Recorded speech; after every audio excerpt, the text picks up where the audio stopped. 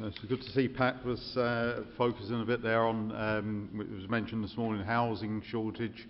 Pat focused more there on student housing, particularly with an issue. So, strange thing happened, I suppose, to me last September. I was walking the corridors of GMIT, and after a week or two, many students pulling luggage behind them and Ryanair carry-on type bags.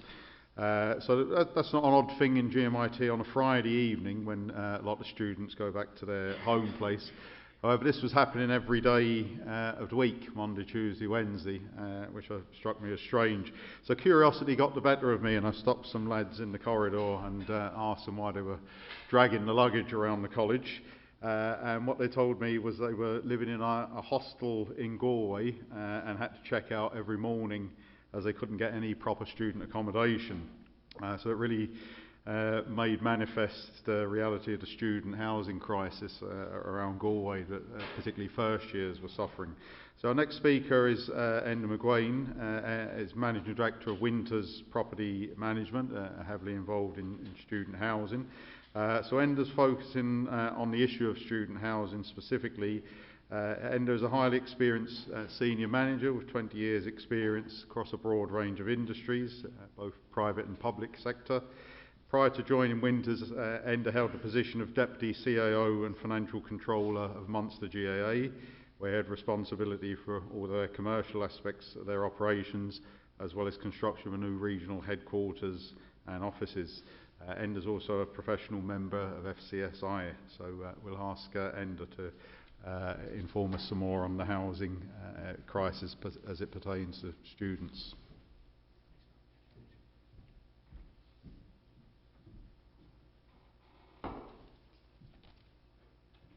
Good afternoon, everybody. I suppose the first thing you need to point out is that I think the last time I stood in this position was about 20 odd years ago, when this was actually the playing pitch in GMIT. And curiously enough, the gentleman who was controlling everything that was happening on the pitch was a guy called Sean O'Dea. I stand here today, 20 years later, and I look up at the back of the room, and the person I see up there is Sean O'Dea, who's controlling all the audio-visual and the equipment around the place. So if he starts to shout at me at any stage about go for a ball or anything like that, we're both having flashbacks. Martin, first and foremost, I'd like to thank you very much. As always, this is an excellent event, and your great credit to yourself and to the college for organising this a long time ago, in a different time, and for taking it on to where it has become today.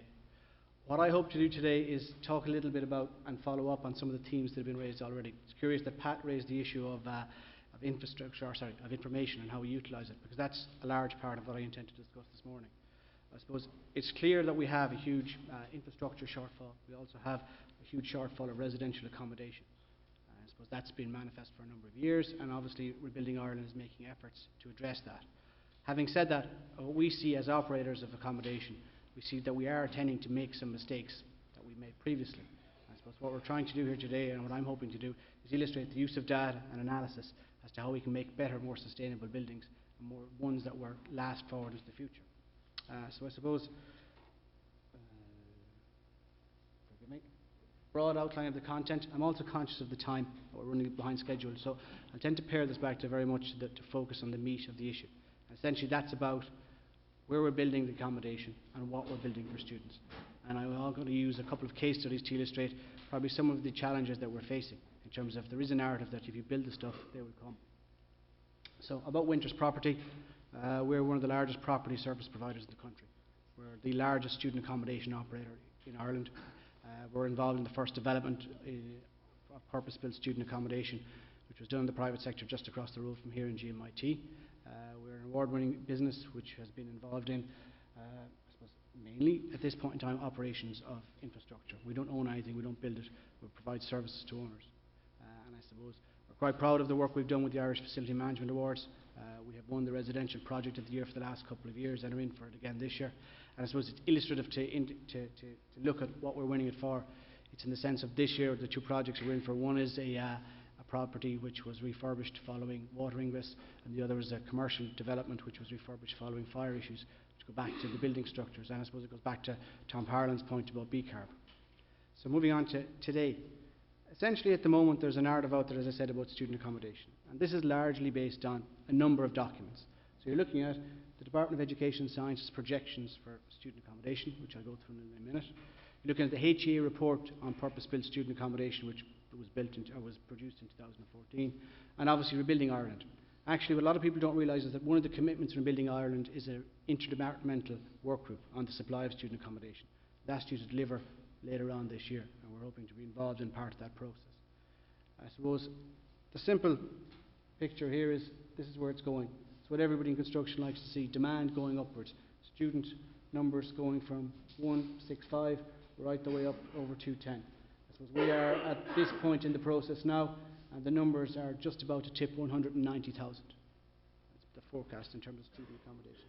I suppose a couple of points to note on that is that this is the other side of that. So this is the stock as it was in 2014. And you can see here that Dublin, Limerick have the majority of public stock. And when I talk about public stock, I'm talking about stock that's in the ownership of a third level institute, university or an IoT. The curious thing about the public stock is that if you take UCD and Trinity and UL out of that equation, public stock is probably slightly under 5,000 beds. Now, since that point in time, UCD have embarked on plans for another 3,000 bed spaces, and obviously in Dublin, in the private sector, we see approximately 10,000 bed spaces either in planning or in construction, and I'm going to address some of those in a minute. I suppose the other factor that's worth noting in this is much maligned Section 50. All this private stock is predominantly Section 50 property, which was built over the last 15 or 20 years. So the one advantage of that is that we wouldn't have the stock today if it wasn't involved. Section 50 hadn't been there. Having said that, what it does mean is that we have a lot of stock in locations which are not necessarily matching the previous graph, which is the growth in student numbers. So look, that's from a historical perspective. When you go into an international comparison, the narrative is very clear. People always say that, well, look, in the Irish cities, we have approximately 10% of our student population can be housed in purpose-built student accommodation, whereas Manchester, Liverpool, Edinburgh, it's 20-25%. Manchester in particular, over 80,000 students in that city. The narrative is that purpose-built student accommodation bed spaces, that there was a shortfall of 31,000. That there was 31,000 for 168,000 students in 2014. That meant an unmet demand of about 25,000 from the HEA report. And that demand for student bed space is projected to be almost 68,000, which will give you a total of 34%.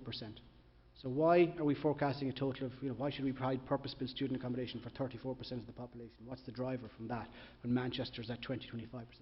The driver is the other target, which is a target that the third level institutions have been to deliver a large percentage of their student populations from non-EU students.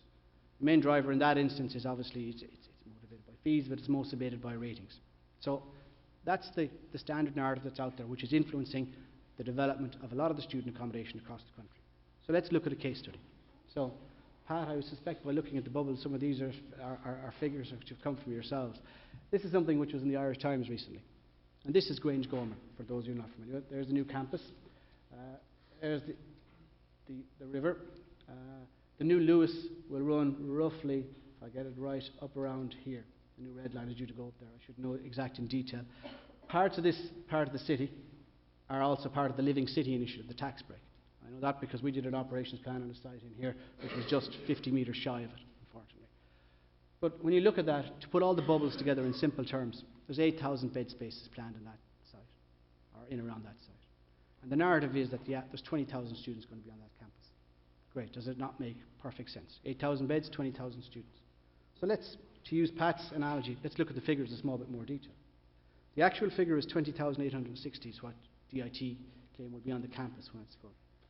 However, of that, 14,800 would be full-time students. The other 6,000 are postgraduate students who largely don't rely on student accommodation.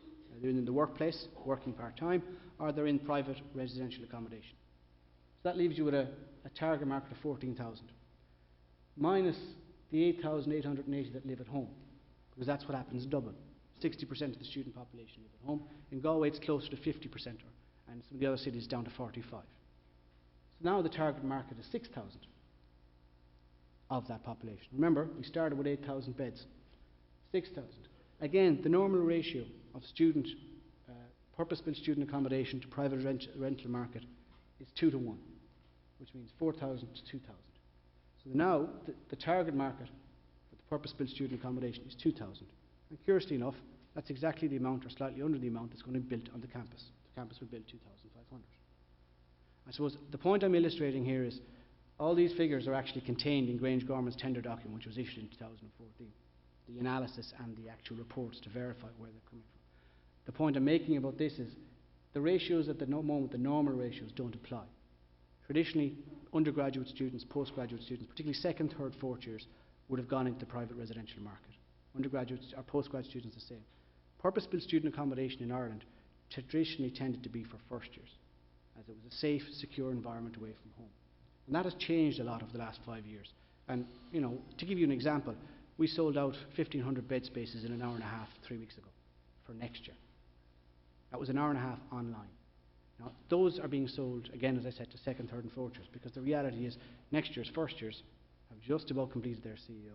They haven't done a leaving cert, and they don't know where they're going. And they come into the market in August. So the narrative that is built up about student accommodation is reflective of where we are in the broader perspective of that, a shortfall in overall residential accommodation. So, in terms of us, I'll just go back slightly.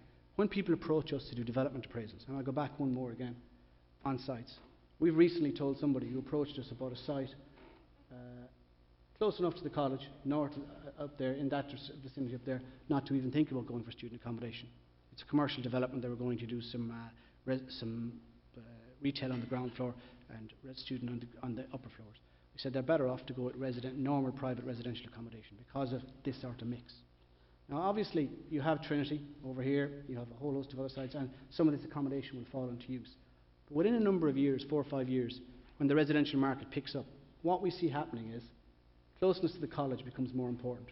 So all the peripheral sites will start to struggle to fill. What we will also see is that it's difficult to fill these smaller sites. Not to fill them, but to actually make them financially viable. We would estimate a number of 120 bed spaces is about the right basic number to put together for purpose-built student accommodation as it's currently configured. So that's just a broader picture in terms of where we are. The other thing we focus on with people is we ask the question. The amount of times I've gone into sites and have been asked, well, we're looking to build X amount of students. Why? Because there's a shortfall. And then I ask the question, what type of students? Who are you building for? And again, it goes back to Pat's point about analysis and marketplace. Every student has a different requirement.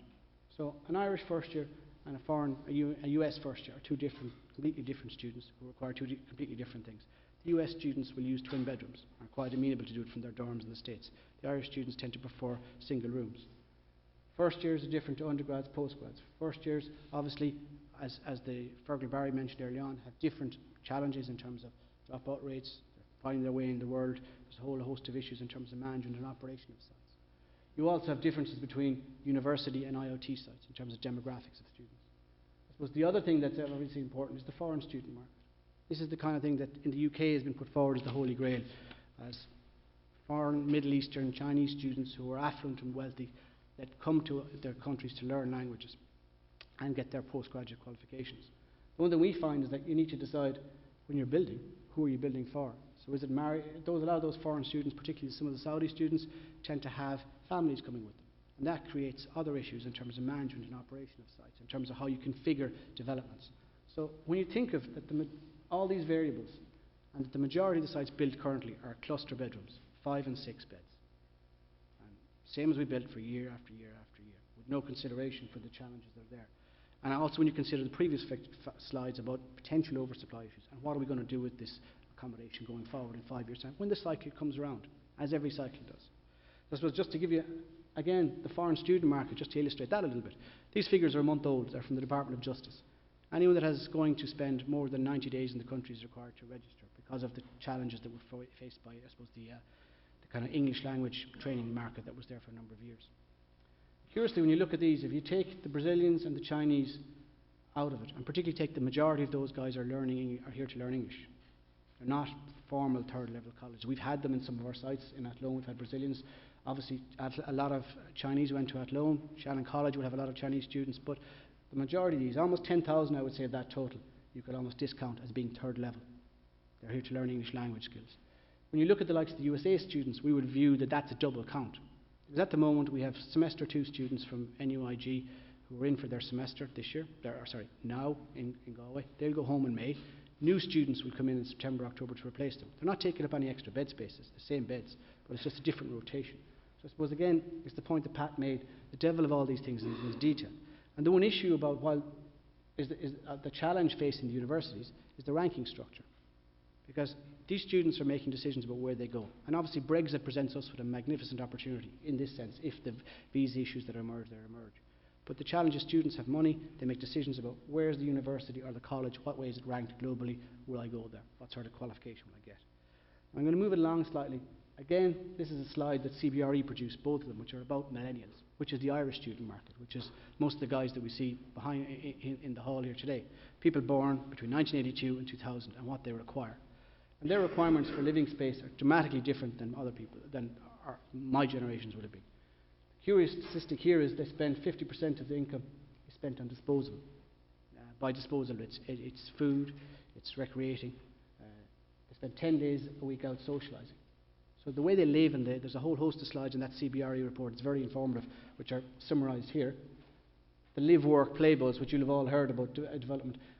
We're dealing with MetLife inside in town, we're MetLife, we're also dealing with another company inside in town who are recruiting millennials at the moment. When you talk to these guys who've come from the continent, what they want is a 15-minute commute, max, which is reflective up here. They want to live close as possible to work.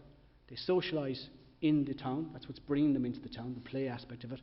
And to be honest, their workspace is very much like Gavin originally designed, the first presentation we got early on, these fantastic areas where they spend an awful lot of their time. And they're designed there so that, Google, Oracle, is to make it a pleasant, convivial working environment. They go out, they recreate, they live, they work, and I suppose essentially what they do is go home to sleep in many instances.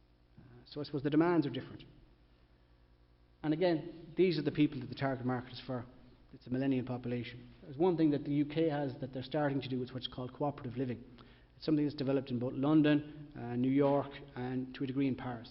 And essentially what it is it's a heightened student accommodation experience, where all the services are provided on site.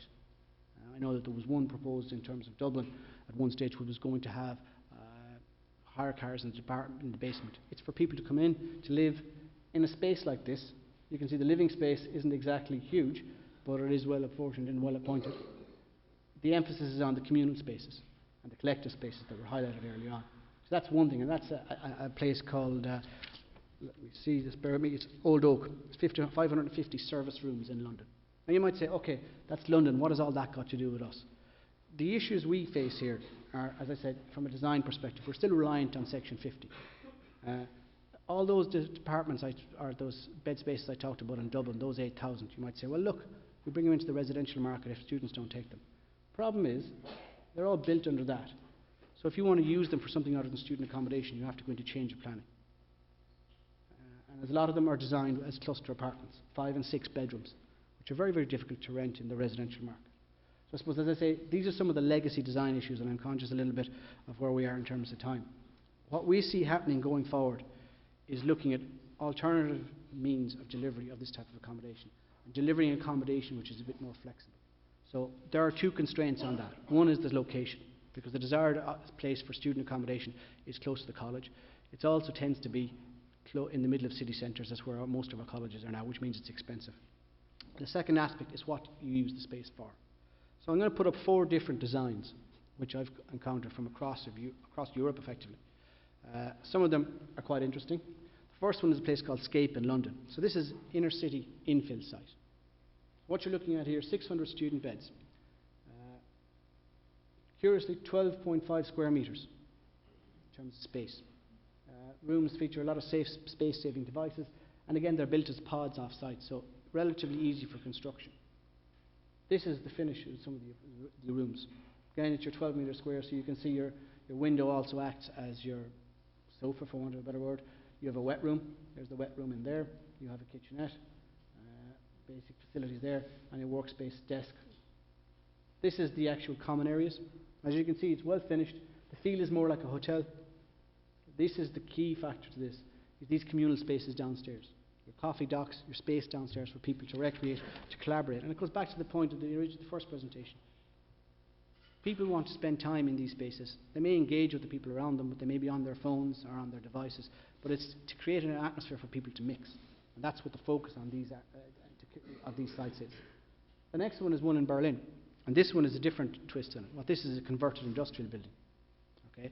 So this one is slightly different. So you can see in the sense that one, there's 260 rooms spread across 2 buildings. The challenge here was how to utilise the space and to convert it efficiently. As you can see, the one thing that you'll note here, they're both twin rooms. You'll also note that these are mobile, so the configuration of the rooms can change on a regular basis. The one thing about this, and it's a point I mentioned earlier, this is focusing on international students, hence why the twin rooms are, I suppose, acceptable if you want to call it that. You also have a wet room, which is designed in here. The emphasis in this building was about utilising the space that existed, this is an external view of it, to best efficiency to create bed spaces, without spending a huge amount of money refurbing it. We've looked at a number of hotel proposals over the years, and essentially most of them we would have left the hotel largely as it was because of the cost of refurb. Again, the common areas here, very, very well finished, designed to have people recreating and spending time there. This one is one that could be used in Galway City. It's a bit out there, but it's from Copenhagen. So what it is shipping containers, stacked up as like this, and in the bay. Now it looks quite nice at night time and lit up, well lit up. This is the actual configuration as it is currently tested, and these are the rooms. Again, the bed space is about 12 square metres in terms of that. Now you might say this is a bit outlandish, the idea of using something like this. The reality is we're only half a mile away from 15 of these, if I remember correctly. Cancer Care West have used some modular buildings like these to extend on their premises. Now they're not perfect. We've used them and looked at them from designs. The issues here is specifically the height you can go to and densities. So if you look at a site, you have to have a serviced site with a normal service on the ground. You can only go so high in modular building. But again, it's showing what they have done facing a challenge, and it's a city centre challenge. And again, the reason why they're using the water, because they want to have cheap, affordable accommodation in the city centre for their students. The last place is a place called Nido in Spitalfields in London. Now this is the creme de la creme, in the sense that this is targeting those students, the foreign students, who are very, very affluent. This has been described as almost like a gentleman's club, in the sense it has a concierge, it has all those sort of facilities. It's over 33 stories, and the finish is opulent enough. Again, it's a converted building, but again they've created a space that they just roofed over. It was an open space for utilised for meetings. And one of the aspects you notice with all these sort of cooperative living spaces is the idea that you have a space that can be utilised for meetings, to encourage people to mix and to run courses, or to just get people to integrate. So I suppose, look, I'm conscious of where we are in terms of time. What am I saying about it? You have to design these things for operation, to make the best use of space, to make sure that you have the basic facilities like broadband, access control, security. Durability of fit out is crucial. And this is another aspect to this that seems to be a little bit lost in the mix. Access control and security on site are very, very important, because traditionally purpose-built student accommodation was for first years, and parents are who the target market are. They make the decisions to buy. From a social perspective and control of site, you are in running student accommodation, and I'm conscious the audience is full of students here. You have young people who are making their way in the world, and people tend to, like all of us, make mistakes. So to give you an example of the challenges you face in operating in this environment, the last 6 weeks we had a drug overdose, diabetic coma, we had the emergency response unit on a site for an attempted suicide, and we had a drugs bust. It's all in this city. And that's nothing to do with the individual, well, it is to do with the individuals obviously, but it's nothing to do with students per se. Students are students, they're part of the population. But I suppose how you design and operate the site and the ability to manage those sort of issues is key to how successful the site will be. So to finish, our key recommendations are always when someone comes to us. The first thing, location. Proximity to college and city will always be key. In the longer term, it will always secure the valuability, the nature of the asset. It's important to identify the demographic. Who are you building for, and what are you building? And I suppose always there's a trade-off between design, then between the demographic of the site. So if you look at infill sites, if you use a smaller single-room sort of design, which has those 12-metre square bed spaces, you can get more beds in, but you can also get maximum use of the site, because people will pay to be proximate, to be close to the college, to be in the city centre. You also then have a greater use for those sites going forward into the future. So I suppose, look, forgive me if I've rushed a little bit through that, but I'm conscious of where we are time. And thank you very much for your time.